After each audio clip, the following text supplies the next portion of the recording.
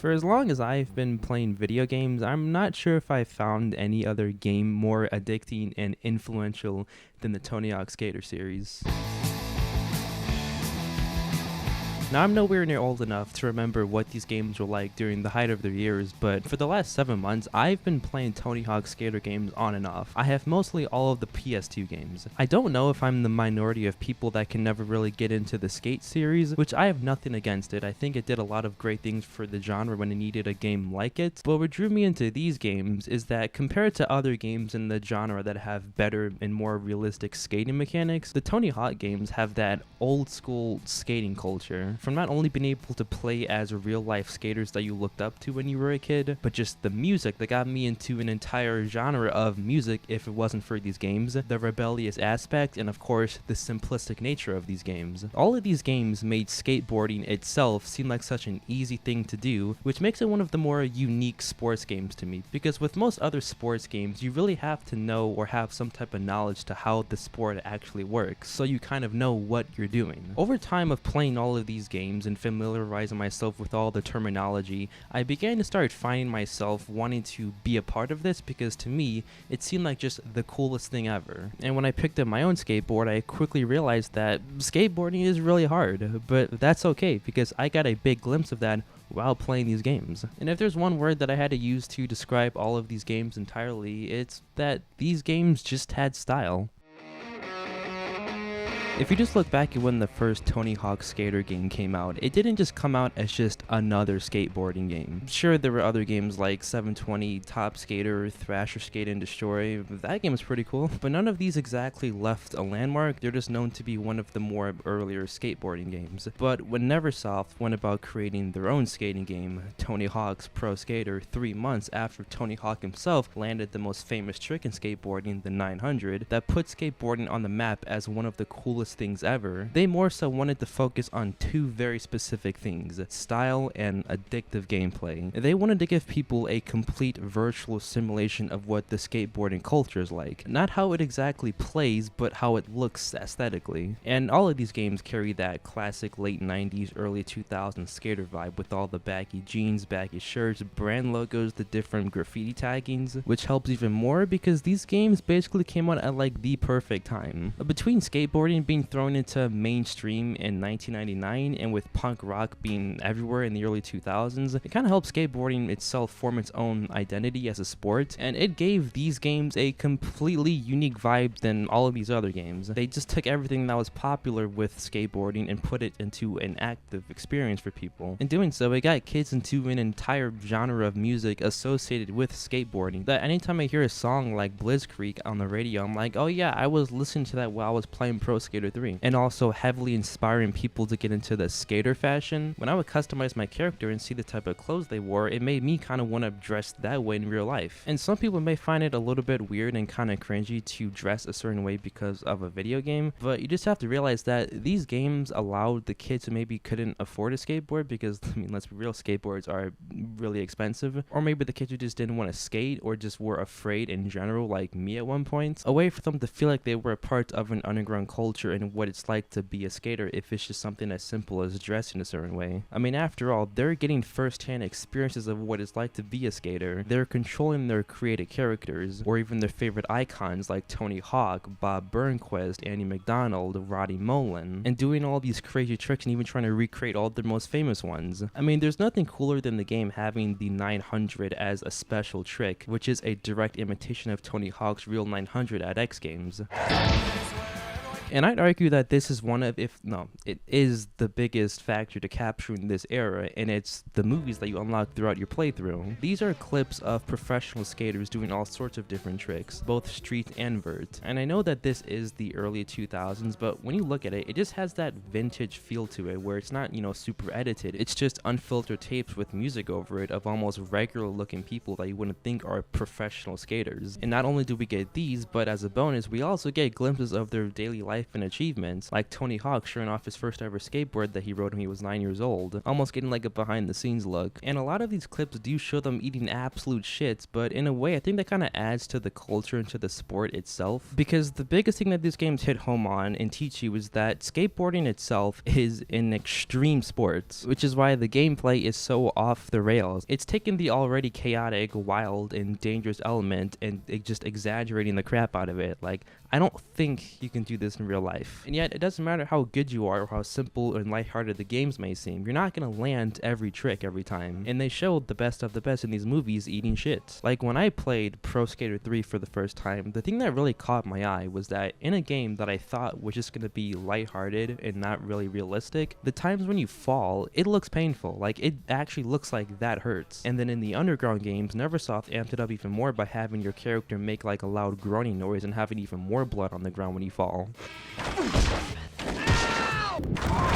But it has that grit and toughness feel, and it's easy to look past that because you see all this other cool stuff that these skaters are doing and what you can be doing in these games. And when you're a kid, of course you're gonna be like, you know, oh, I want to be a part of that. And I know you can say the same things for games like Madden, where you are playing as the people that you watch on TV, but the biggest difference in my opinion with Madden games and Tony Hawk games is that, one, in these games you have freedom to do whatever you want. I mean, these are basically like semi-open world games with a very simple, straightforward objectives to do if you want to do them. Yeah, you have the 2-minute timers, but you can just play free skate where you can just fuck around and don't have to follow any of the rules. In Madden, you're running very specific plays and following the rules to a T, and you have to at least have some prior knowledge to how the sport works. I remember a few years ago, my friend who isn't a football fan tried to give Madden a shot, and he was just completely lost and had no idea what he was doing. Which, I mean, don't get me wrong, like, all of this is fun. Like, I like some of the Madden games, but you're more so confined to how the sport works, and there's never any hard-hitting moments that makes you go, wow, this is really what football culture is like and what the lifestyle is like. And I just think it's a lot more harder to get inspired to play football because of Madden, because there's more steps to it. You have to find a team, sign up, pay them a bunch of fees, and then guess what, when you're on the team, you might ride the bench and you might get discouraged to keep playing. It's not as simple as, oh, that game looks cool, I'm gonna go buy a skateboard and do what the game is doing. Simple as that. You are effectively living in their world. You are learning the tricks. You're skating in real life locations. You're finding the secret collectibles and exploring these mini intricate worlds, as well as getting a taste of that rebellious aspect that is largely a part of skateboarding. I mean, there's no doubt that a bunch of people view skaters as just reckless jackasses doing things that they shouldn't be doing in public, which, I mean,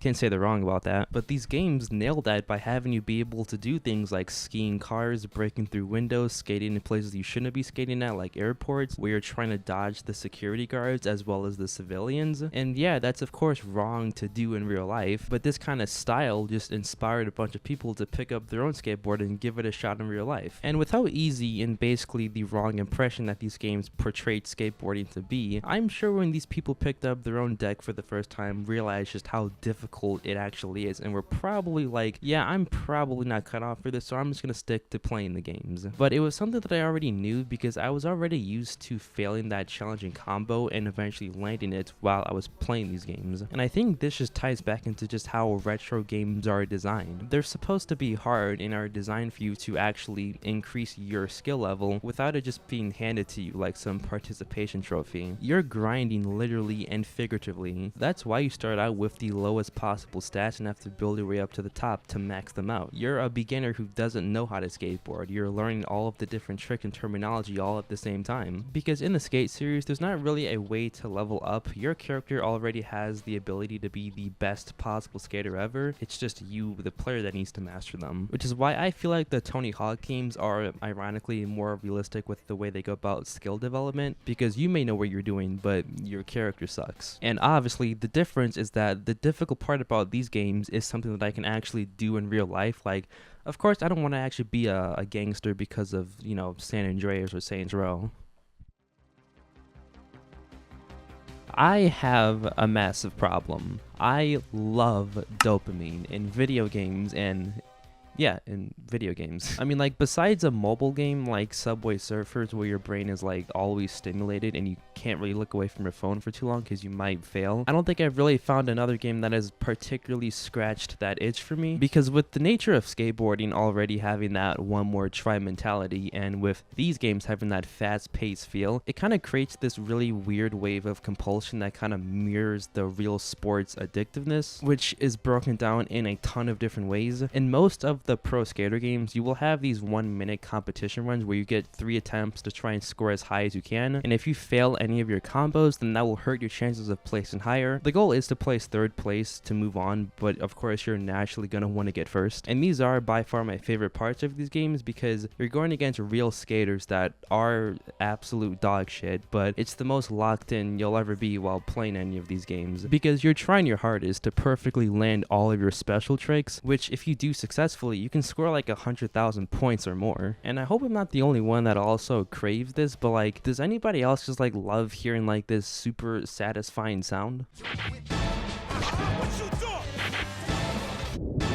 Every time you hear this sound is when you see your high score shoot up dramatically, and you get this super rewarding feeling that you want to keep feeling all the time, which makes you start going higher and higher. You're trying to see how much and how long you can keep this up for 1 minute, and the more you start seeing your high score go up, the more you just cannot afford to mess up. I personally like the 1 minute competition runs more than the 2-minute timers, because for me personally, in 2-minute timer runs, I always find myself for like the first like couple 30 to 50 seconds just dicking around, not really doing much, because I'm like, oh, I got time. Every time I score super high on a run, I then want to try and top it on my next run, of course. And the higher and higher that I go, the more I start thinking if it's even possible to get any higher. My first big time high score was 200,000, and that was 5 months ago. And at the time, you know, it took me days to reach, and I thought it was crazy, and I thought that I was never going to get any higher, and I thought that was going to be my peak forever. But then when I moved on to the next level, it said get a high score of 300,000, and I was like, shit, man, I don't know if I can do that. I mean, if it took me days to reach 200,000, what makes you think I can get another 100,000 in 2 minutes? But after just multiple attempts, I did it, and it was very easy. Then the next one said 400,000, and I was like, bro, I don't know if I can do that, but I did it. Then I started hitting 500,000, then 600,000, then 700,000. It's crazy how these games actually push you to your limit even when you think you've reached the top. Yes, that was me trying to quote "push it to the limit" from Scarface. Now, there's no doubt that the Tony Hawk series, well, doesn't exist. But no, that's not true. It's more fair to say that it's not 2001 anymore. The arcadey off-the-rails gameplay is replaced with a more modern, realistic, grounded tone. I mentioned in my last video how I was playing the crap out of Skate 4. You know, I have almost 70 hours clocked in. Jesus Christ. And I'm not going to deny that I didn't have a good time with it, but I think it's really interesting to look at how Skate 4 and all of these newer skateboarding games tackle the skateboarding culture versus the Tony Hawk games. Taking Skate 4 as an example, yeah, it doesn't have that old school 2000s nostalgic vibe that features real life skaters, but when you zoom out and look at the bigger picture, what is skateboarding all about? Smoking, drugs, sure. But the community, skating with random people, making friends, and watching others perform tricks is also a part of the culture. Like, yeah, there are multiplayer modes in the Tony Hawk games and in Skate 3, but Skate 4 is an online-only game, and it kind of forces you to, like, interact with real-life people. Which, yeah, I'm not going to say that I love an online-only game, because if your internet sucks ass, then that means you can't play the game. But despite all of that, even though that the Tony Hawk series ended a bit on a sour note, with Pro Skater 5 being a big tell sign of where the series was going, and with the remakes having a bit of a mixed reception, I love these games, and they've been a massive part of my skateboarding journey. There's few games that I've ever played that have influenced me to do something similar to it in real life. I mean, these games introduced me to a hobby that I wouldn't have thought that I would have loved so much if it wasn't for these games. But thank you all for watching this video. Thank you all for the support you guys have been showing recently. I've been wanting to make a video on these games for a long time, but I didn't know how to do this entire series justice with one single video, so that's why it's taken me so long. But thank you all again for watching. You guys are awesome, and I'll see you guys in my next video. See ya.